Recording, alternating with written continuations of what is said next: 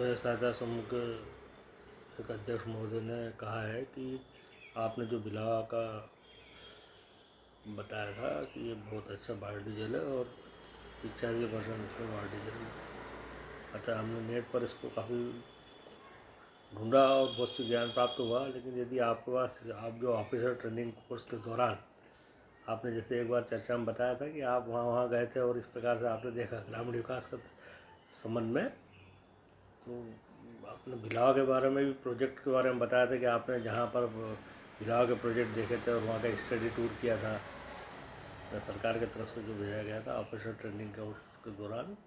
तो आप कृपया वो एक बार पूरा मतलब उसको वीडियो में हम बताने की कोशिश करें।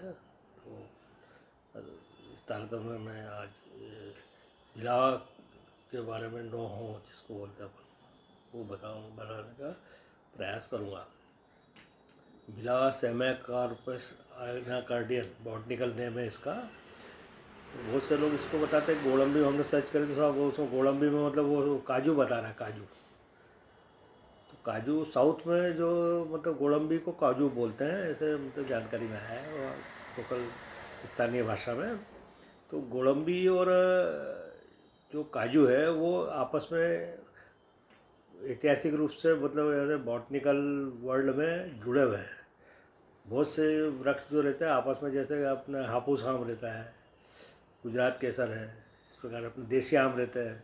आम तो सभी है लेकिन उसके क्वालिटी अलग अलग है। तो गोलम्बी का भी इस प्रकार से है कि जो काजू का जो वृक्ष है वो पहाड़ों में जाकर वर्षों मतलब रहते हैं, उनको 100-200 साल हो जाते हैं तो वो गोलम्बी का रूप ले लेते हैं। रहते वही है, बाकी वो दूसरा मौसम और इसमें घने जंगलों में रहने के कारण वो ज़्यादा मतलब है ना भिलावा के रूप में आया था।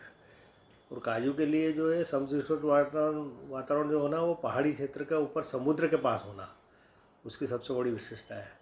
तो इसमें कोई बात नहीं है। बाकी भिलावा के संबंध में आप ये भी बताया गया कि वो आयुर्वेद में इसको क्या उपयोग होते हैं, वो तेल बनाने की प्रशंसन विधियाँ भी मतलब बहुत सारा देखी है। तो बाकी वीडियो इसके काफ़ी यूट्यूब पे है। वैसे आयुर्वेद के तेल के अलावा ये इंडस्ट्रियल ऑयल, ये लुब्रिकेटिंग ऑयल और बायोफ्यूल ऑयल के रूप में हम इसकी बात कर रहे हैं। इसका कमर्शियल उपयोग मतलब कैसा होगा, क्या होगा, इस टाइप से अभी किस प्रकार से हो रहा है परंपरागत रूप से। मशीनीकृत जो है वो अलग है, वो टेक्नोलॉजी जो रहता है ऑयल टेक्नोलॉजिस्ट वो उसको बनाते हैं। मैं यहाँ पर बात कर रहा हूँ कि किस प्रकार से स्टेट टूर में हमको कहाँ कहाँ ये मिले थे। इस प्रकार से कालांतर में समय समय पर जो स्टेट टूर जाते थे तो इसके बाद का रेयर अर्थ प्रोडक्ट आज के टाइम उसका नाम दिया रेयर अर्थ मिनरल प्रोडक्ट। तो हम स्टेट टूर में अमानवाड़ी जिला वाशिम महाराष्ट्र, यहाँ पर एक गांव में गए थे तो वहाँ 50-60 इकाइयाँ इसकी अपने भिलावा तेल निकालने की थी। तो हमने उसको प्रोसेस देखा तो वो सबसे पहले तो वो एक एक करके पत्थर से लेके या अपने लोहे के कोई इससे हथौड़ी से लेके उसको भिलावे बीज को फोड़ते हैं। फोड़ने के बाद उसमें जो गूदा निकलता है गोलम्बी कहलाता है और वो छिलके जो साइड में कर दिए जाते हैं, वो गोलम्बी का अलग शार्टिंग करके रख दिया जाता है। अब वो छिलके लेकर उनको बाहर आंगन में दूर, गांव से दूर, ये पॉल्यूशन बहुत फैलाता है, ध्यान रखें, इसमें कार्बन डाइऑक्साइड बहुत रहता है, इसकी अनुमति लेना पड़ती है यदि आप उसको लगाओ। और वो चूँकि क्या है दूर दराज के क्षेत्र में, आदिवासी क्षेत्र में, जंगल में मतलब करते हैं वो, इसलिए उसको पॉल्यूशन का ज़्यादा वो नहीं रहता है। तो फिर वहाँ सिगड़ी टाइप रहती है, सिगड़ी पे मतलब सबसे पहले तो कोयले की एक परत बिछा जाता है, फिर उसमें छिलके डाले जाते हैं, छिलके की परत लगाई जाती है, जिस प्रकार से अपने ईंट भट्टा लगाते हैं ना इस तरह से।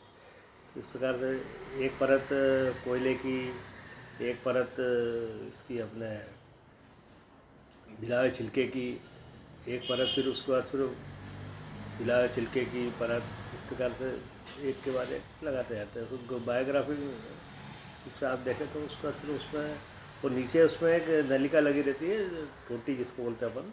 तो वो टोटी से मतलब ऑयल उसमें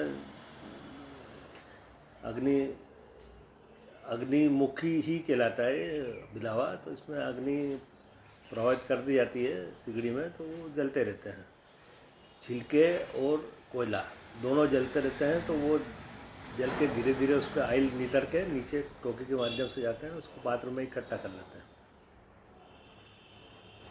पात्र में इकट्ठा करने के बाद उसको अलग से ड्रम में, बड़े ड्रम में उसको पैक कर जाता है बहुत सावधानी से। कारण क्या है, इसमें हैंड ग्लोव ज़रूर पहनना चाहिए।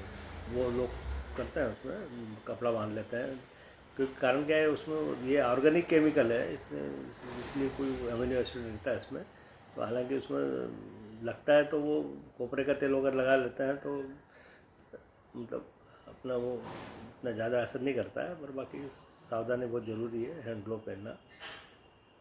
और ये जो ऑयल रहता है ये अधिकतर मुंबई में पेस्ट कंट्रोल के नाम से जाता है। कॉकरोच वगैरह के ऑर्गेनिक केमिकल रहता है, तो किचन में इसका अधिकतर उपयोग करते हैं ताकि खाद्य पदार्थ वगैरह में नुकसान न हो। इसमें गोलम्बी जो रहती है वो खाद्य है, ड्राई फ्रूट के रूप में सबसे महंगी ड्राई फ्रूट है आज की तारीख में। तो इस प्रकार से ये दूसरा जो प्रभात पट्टनम है बैतूल ज़िले में, बैतूल ज़िला मध्य प्रदेश, इसमें भी मतलब काफ़ी इकाइयाँ हैं इसकी इसमें गोलम्बी निकालने की।